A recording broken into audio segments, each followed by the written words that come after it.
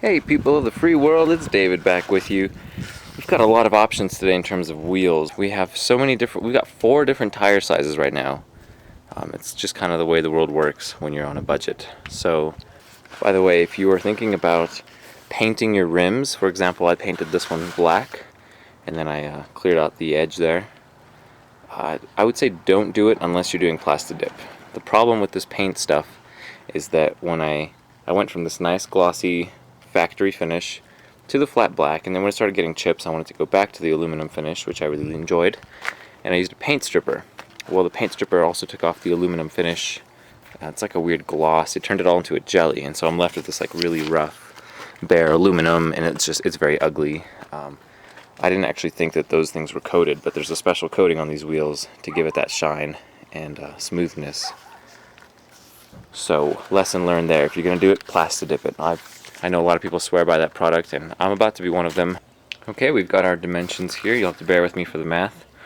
Our aspect ratio, and then the width of the tire. So our Pegasus wheels are 17 by 8s, our Canistos are 17 by 7s.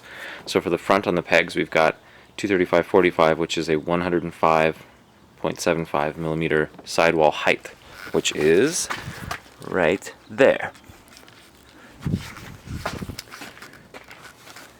For the rears, we've got a bigger tire, a 225/50, that a friend of mine had on his V70 that it was too big for him, so I decided to stick with them, and they rub when I'm going up speed bumps and things like that. So that's a 225/50. The sidewall height is 112 millimeters, so it's about 7 millimeters bigger than that one. The Canistos that we have, the smaller size for the front, 215/50, is a 107.5 aspect ratio. For the rear, we've got a 225/45, which is a 101 aspect ratio. So, looking over here at the Canistos, we can see this is the 215/50 with the bigger aspect ratio, and over here is the 225/45, smaller aspect ratio. So you'll see that these, 6 millimeters really makes a difference there, and over here about 7 millimeters also does make a big difference. Another thing with these V70s is when you're putting bigger wheels, anything bigger than the Draco style, which I think is that 5-spoke kind of fan blade shaped turbo wheel, those don't rub when you're making a full lock-to-lock steering, whereas with this one you get about 2.5 turns and it starts to rub towards the last half turn. Alright, let's pull them off and take some more measurements. Here's the slight difference between the two. On the right is the 215/50, and on the left is the 225/45.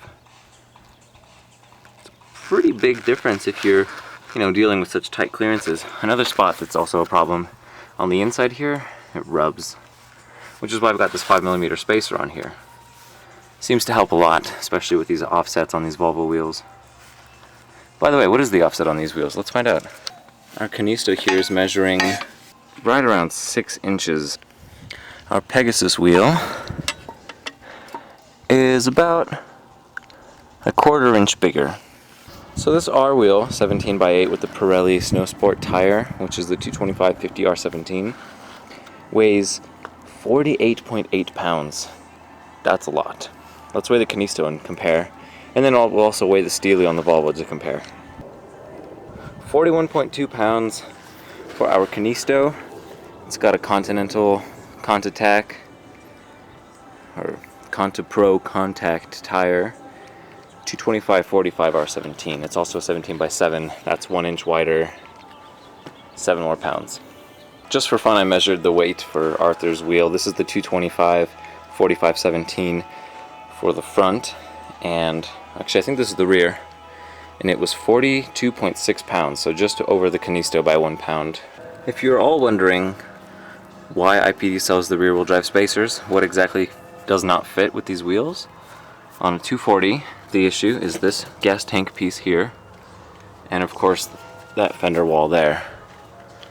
I think the spacers are 25 millimeters, and they allow that whole wheel to be moved forward a little bit so that you would be able to fit a front-wheel drive offset wheel on the rear-wheel drive Volvos.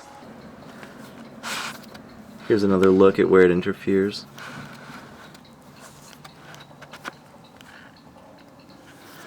If only it would fit, that would look really awesome. Like this guy.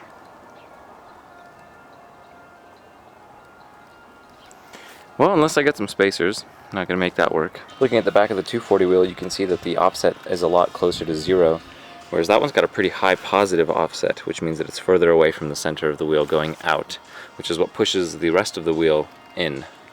Whereas with this rim, it'll be more centered. Here's one more just for fun. I like it. I think it looks really cool. I love the Canistos on the 240s. So if I could score some spacers, I've got a whole set of wheels I could put on there.